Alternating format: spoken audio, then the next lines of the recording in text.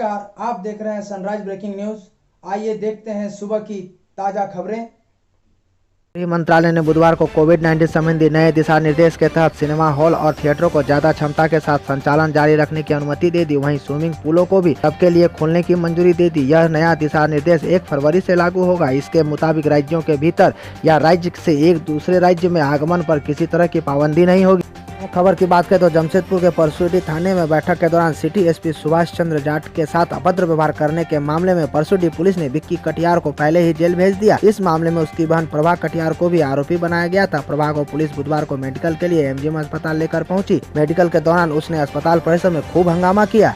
क्षेत्र से प्रमुख खबर की बात करें तो प्रदर्शनकारी किसान संगठन गणतंत्र दिवस पर राष्ट्रीय राजधानी में हुई हिंसा के मद्देनजर 3 कृषि कानूनों के खिलाफ 1 फरवरी को संसद तक प्रस्तावित पैदल मार्च को स्थगित करने पर विचार कर रहा है। एक वरिष्ठ किसान नेता ने कहा कि संयुक्त किसान मोर्चा 1 फरवरी के पैदल मार्च को स्थगित करने पर अंतिम फैसला करेगा। एसकेएम में किसानों के कई संगठन शामिल हैं। प्रमुख खबर की बात करें तो कोडरमा जिला मुख्यालय स्थित समाहरणालय परिसर में बुधवार को व्यवसायी संघ के बैनर तले धरना दिया गया, जिसमें सैकड़ों की संख्या में पत्थर खदान और क्रशर से जुड़ी व्यवसायी और मजदूर शामिल हुए। इस दौरान बतौर मुख्य वक्ता जिला परिषद अध्यक्ष ने कहा कि सरकार को पत्थर व्यवसाय में आ रही जटिलताओं को कम करना चाहिए ताकि जिले का यह व्यवसाय जिंदा रह सके। प्रमुख खबर की बात करें तो अपराध नियंत्रण के तमाम प्रयास गिरिडीह पुलिस वर्तमान में कर रही है, लेकिन कुछ अपवाद को छोड़कर अब तक क्राइम कंट्रोल में पुलिस को नाकामी ही मिली है। इसी की वानगी है कि बिगड़ते क्राइम कंट्रोल में सुधार लाने के लिए ही 3 माह में अब तक जिले के कई थाना प्रभारियों पर गाज गिरी है, तो कई नए रंग रूट के पदाधिकारियों को योग्यता के साथ पैरवी के बलबूते थाना संभालने का मौका दिया गया है। प्रमुख खबर की बात करें तो चांडिल के कपालीपुरी सिल्ली गांव में पत्नी की प्रेमी की हत्या करने के मामले में चांडिल पुलिस ने बुधवार को आरोपी पति रंजीत माझी को गिरफ्तार कर लिया। घटना के बाद पुलिस ने शव का पंचनामा बनाने के बाद पोस्टमार्टम के लिए उसे सरायकेला भेज दिया। वहीं आरोपित रंजीत को भी न्यायिक हिरासत में जेल भेज दिया गया।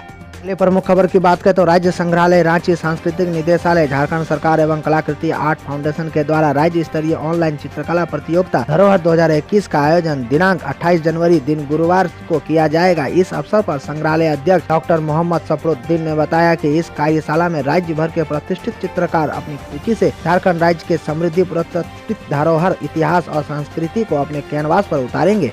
प्रमुख खबर की बात करें तो देवघर जिले को साइबर अपराध मुक्त बनाने की दिशा में पुलिस लगातार काम कर रही है। काफी संख्या में साइबर अपराधियों को पुलिस द्वारा गिरफ्तार कर जेल भी भेजा जा चुका है। इसी क्रम में मंगलवार की रात्रि में एसपी अश्विनी कुमार सिन्हा के निर्देश पर गठित पुलिस टीम ने विभिन्न गाँव से छापामारी कर कुल 17 साइबर अपराधियों को गिरफ्तार किया, जिसमें सबसे अधिक पथरौल थाना क्षेत्र के चेतनारी गाँव में 9 साइबर क्राइम के आरोपी को गिरफ्तार किया गया है। प्रमुख खबर की बात करें तो धनबाद उत्पाद विभाग की टीम ने बुधवार को उग्रवाद प्रभावित क्षेत्र पूर्वी टूटी के कांसीटांड पंचायत अंतर्गत सल पहाड़ी स्थित घर में छापामारी की। छापामारी में नकली विदेशी शराब बनाने की फैक्ट्री का भंडाफोड़ किया गया। मौके से टीम ने 125 लीटर तैयार नकली विदेशी शराब के अलावे मैकडॉवल की 10 पेटी, एम्पियर ब्लू की 1 पेटी तथा आरसी की 9 पेटी शराब सहित भारी संख्या में रेपर जब्त की। प्रमुख खबर की बात करें तो पलामू टाइगर रिजर्व वन क्षेत्र में एक और हाथी की मौत हो गई। गारू पश्चिम वन क्षेत्र के रमनदा के लादी जंगल में बुधवार को एक हाथी को मृत पाया गया। 1 सप्ताह के भीतर 2 हाथियों की मौत हो जाने से वन विभाग में हड़कंप मचा हुआ है। मौत के कारणों का पता लगाने में वन अधिकारी और कर्मी जुटे हुए हैं। जांच में वन विभाग का कहना है कि हाथी काफी बूढ़ा हो गया था, इस कारण उसकी मौत हुई।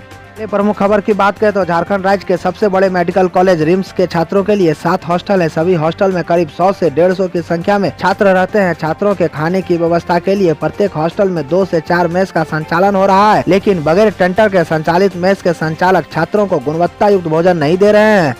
बिहार में नीतीश कुमार सरकार ने एक बड़ा फैसला किया है। बिहार में 50 साल से अधिक उम्र के सरकारी कर्मियों को हटाने की योजना है। इस योजना को अमली जामा पहनाने के लिए अफसरों और सिपाहियों को जबरन रिटायरमेंट देने के लिए नीतीश सरकार ने कमेटी बना दी है।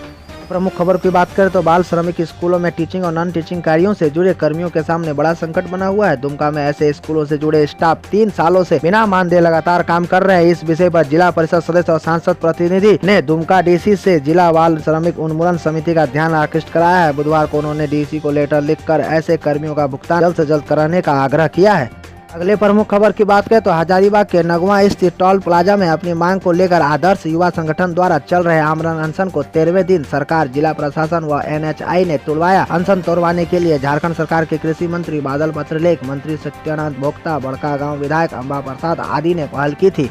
ये प्रमुख खबर की बात करें तो सरायकेला जिला अंतर्गत गम्हरिया प्रखंड में धड़ल्ले से हो रही है गरीबों के अनाज की कालाबाजारी। 15 दिन के अंदर 2 मामले हुए हैं कालाबाजारी के उजागर, मगर अभी तक किसी पर नहीं हुई है कोई कार्रवाई। जबकि उपरोक्त मामले को गंभीरता से लेते हुए सरायकेला खरसवां के उपायुक्त इकबाल अंसारी ने डीएसओ गीतांजलि कुमारी को कार्रवाई करने का आदेश दिया और डीएसओ द्वारा प्रखंड आपूर्ति पदाधिकारी गम्हरिया के सिपाही राय को कार्रवाई करने का आदेश दिया, लेकिन गम्हरिया प्रखंड आपूर्ति पदाधिकारी द्वारा अभी तक कोई कार्रवाई नहीं की गई है। जांच के नाम पर मात्र खानापूर्ति करने की बात आम लोगों में चौक चौराहे पर चर्चा का विषय बना हुआ है।